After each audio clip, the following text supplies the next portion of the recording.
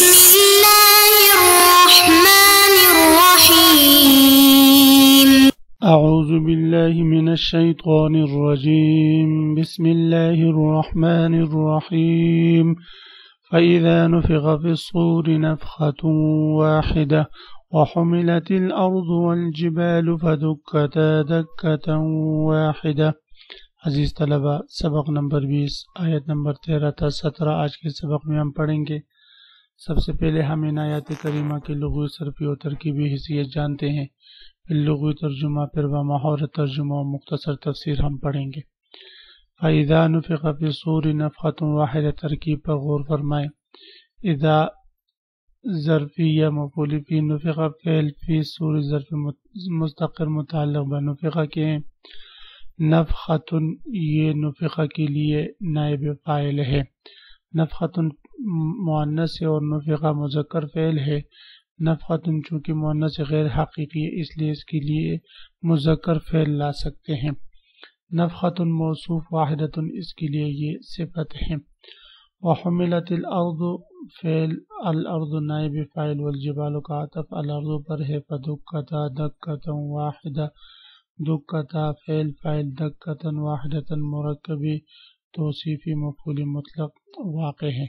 یومئذ مفعول فی ہے اور مضاف اذن مضاف الیہ۔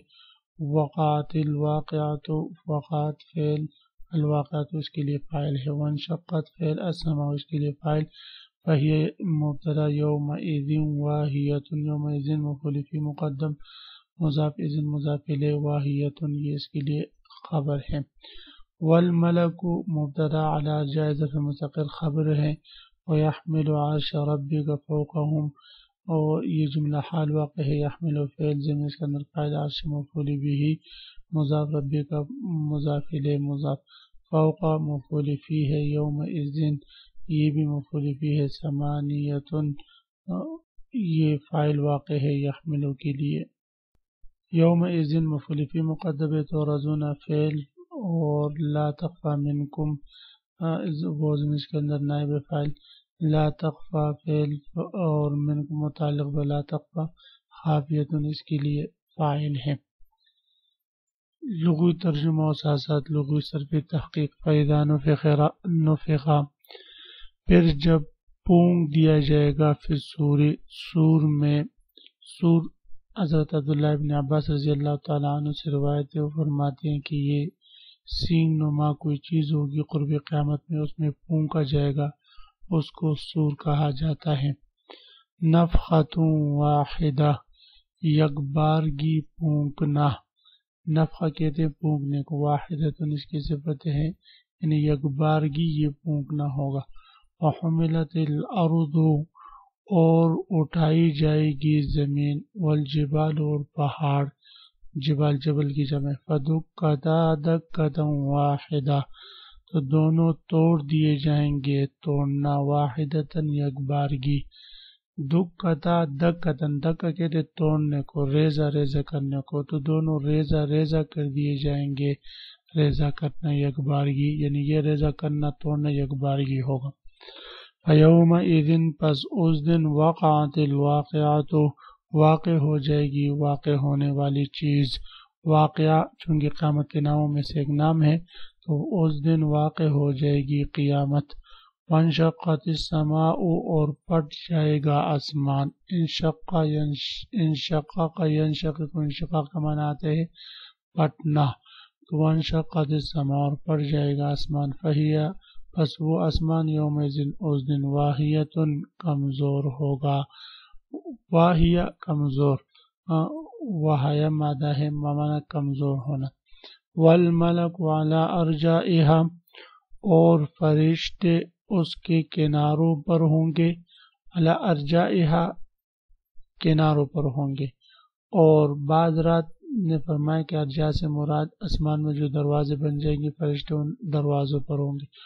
وَيَحْمِلُ عَرْشَ رَبِّكَ اور اٹھائے ہوئے ہوں گے تیرے پروردگار کے عرش کو، فوقہم اپنے اوپر، یومئذ اس دن، ثمانیۃ آٹھ فرشتوں نے، یومئذ اس دن تو رزونا پیش کیا جائے گا تم کو، لا تخفا نہیں چھپے گا منکم تم میں سے خافیتن کوئی چھپنے والا۔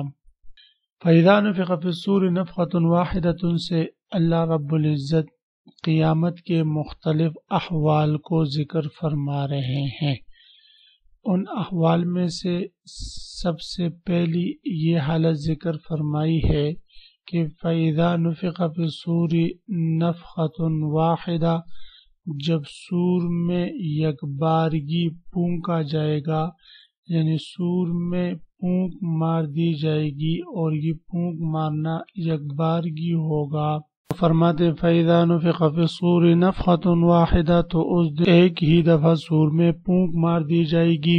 یہ پہلی حالت ہے، یعنی قیامت والے دن سور میں ایک ہی بار پھونک مار دی جائے گی، اور یہ پھونک ایسی ہوگی کہ جو ایک ہی بار ماری جائے گی، جس سے سب لوگ بے ہوش ہو جائیں گے، اور اس کی آواز سب لوگوں کے کانوں تک پہنچ جائے گی اور سب تک یکساں پہنچے گی، اور سب لوگ اس سے بے ہوش ہو جائیں گے۔ علماء لکھتے ہیں کہ قرآن میں بھی آیا ہے کہ قرب قیامت میں دو نفخے واقع ہوں گے، ایک کو نفخ صاعق کہا جاتا ہے، دوسرے کو نفخ بعث کہا جاتا ہے۔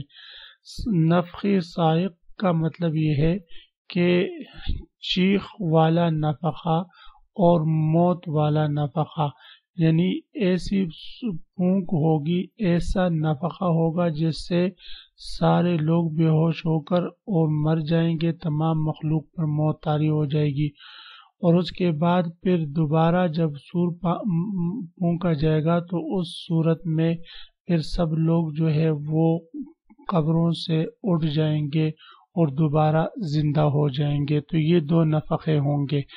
اس نفخے سے مراد نفخ ثانیہ ہے، یعنی نفخ بعث ہے، اور جس پر قرینہ فَيَوْمَئِذٍ وَقَعَتِ الْوَاقِعَةُ ہے، یعنی اس دن جو ہے قیامت واقع ہو جائے گی۔ تو مطلب یہ ہے کہ یہ نفخ ثانیہ ہے، اور یہ سور مارنا جو ہوگا یہ تمام مخلوق جو مر چکی ہوگی ان کو دوبارہ اٹھانے کے لیے ہوگا۔ وَحُمِلَتِ الْأَرْضُ وَالْجِبَالُ اور زمین اور پہاڑوں کو اٹھا کر دُکَّةً دَکَّةً واحدہ ایک ہی ضرب میں ریزہ ریزہ کر دیا جائے گا۔ اس میں اب قیامت کے احوال میں سے ایک اور دو احوال کا ذکر ہے۔ ایک حالت یہ ہے کہ زمینوں کو بھی اٹھایا جائے گا اور پہاڑوں کو اٹھایا جائے گا۔ پھر دوسری حالت یہ ذکر کی ہے کہ ان دونوں کو ریزہ ریزہ کر دیا جائے گا۔ دکتن کہتے ہیں ریزہ ریزہ کرنے کو، ٹکڑے ٹکڑے کرنے کو، تو ان دونوں کو یکبارگی ریزہ ریزہ کر دیا جائے گا، ٹکڑے ٹکڑے کر دیا جائے گا، یعنی یہ دونوں کیا ہو جائیں گے بھائی؟ ریزہ ریزہ ہو کر ہموار ہو جائیں گے۔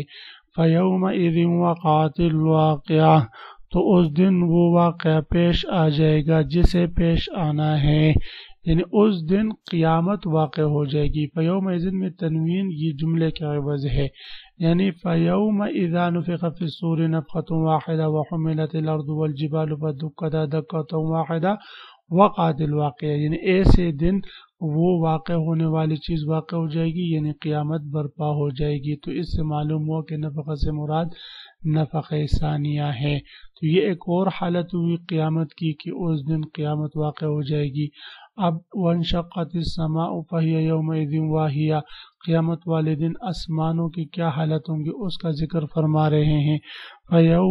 وَانشَقَّتِ السَّمَاءُ اور آسمان پھٹ پڑے گا، فَهِيَ يَوْمَئِذٍ وَاهِيَةٌ وہ اس دن بالکل بودا پڑ جائے گا، کمزور پڑ جائے گا، سست پڑ جائے گا۔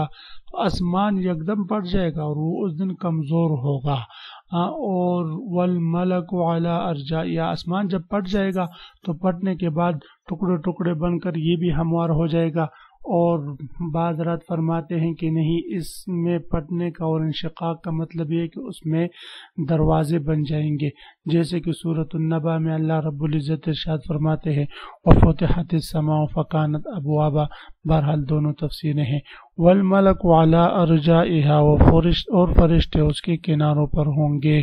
اس لیے ان دونوں تفسیروں کے مطابق ترجمہ ہوگا، اور فرشتے اس کے کناروں پر ہوں گے یا فرشتے اس آسمان کے ان دروازوں پر ہوں گے جو انشقاق کے بعد اس میں بن جائیں گے۔ وَيَحْمِلُ عَرْشَ رَبِّكَ فَوْقَهُمْ يَوْمَئِذٍ ثَمَانِيَةٌ، اور تمہارے پروردگار کے عرش کو اس دن 8 فرشتے اپنے اوپر اٹھائے ہوئے ہوں گے، یعنی 8 فرشتے اس دن آپ کے پروردگار کے عرش کو اٹھائے ہوئے ہوں گے۔ 8 عام طور پر 4 فرشتوں نے عرش کو اٹھائے ہوئے ہوتے، اس دن 8 فرشتے ہوں گے۔ یہ عرش سے مراد کیا ہے اور کیسے اٹھایا ہوگا، تو اس کی حقیقت اور کیفیت تو ہمیں معلوم نہیں، البتہ اس کا حق ہونے پر ایمان لانا یہ ہم پر فرض ہے کہ یہ برحق ہے اور سچ ہے۔ بہرحال اس کی حقیقت کیا ہے اور کیفیت کیا ہے تو یہ جو ہے ہمیں معلوم نہیں، اور اس کی جستجو تلاش میں لگنا یہ ہم پر کوئی فرض اور واجب بھی نہیں، بلکہ یہ شرعاً جو ہے وہ جائز بھی نہیں۔ تو بہرحال یہ عرش کی حالت بیان ہوئی قیامت والے دن کی۔ یومئذ تعرضون لا تخفی منکم خافیہ، اس دن تمہاری پیشی اس طرح ہوگی کہ تمہاری کوئی چھپی ہوئی چیز چھپی نہیں رہے گی، کوئی چھپی ہوئی چیز تمہاری چھپی نہیں رہے گی۔ اس دن تمہیں پیش کیا جائے گا لا تخفی منکم خافیہ، تم میں سے کوئی چھپنے والا چھپ نہیں سکے گا، یعنی تمہاری کوئی چھپی ہوئی چیز۔ 2 مطلب اس آیت کریمہ کے بنیں گے۔ ایک مطلب تو یہ ہے کہ اگر تم میں سے کوئی شخص چھپنا چاہے تو وہ چھپ نہیں سکے گا۔ دوسرا مطلب جو عام مفسرین نے ذکر کیا ہے وہ یہی ہے کہ اس دن تمہاری کوئی راز، کوئی چھپی ہوئی بات چھپ نہیں رہ سکے گی، سب ظاہر ہوگی اللہ رب العزت کے دربار میں۔ اللہ سے آج بھی کچھ چھپا ہوا نہیں ہے، لیکن آج پردہ ہے، اللہ تعالیٰ نے پردہ ڈالا ہوا ہے ہمارے گناہوں پر۔ اس دن جو ہے پردہ اٹھا لیا جائے گا اور تمام گناہیں جو سرن کیے ہوں، جہرن کیے ہوں، جو بھی اعمال کیے ہوں، وہ سارے اعمال اللہ کے سامنے پیش ہوں گے، ہم بھی اللہ کے سامنے پیش ہوں گے، اور پھر حساب اور کتاب کا معاملہ ہوگا۔ تو عزیز طلبہ، اسی کے ساتھ آج کے سبق کا اختتام ہوا۔ آپ حضرات اس کو خوب غور سے سنے سمجھے۔ اللہ ہم سب کا حامی و ناصر و آمین۔ وآخر دعوانا ان الحمد للہ رب العالمین۔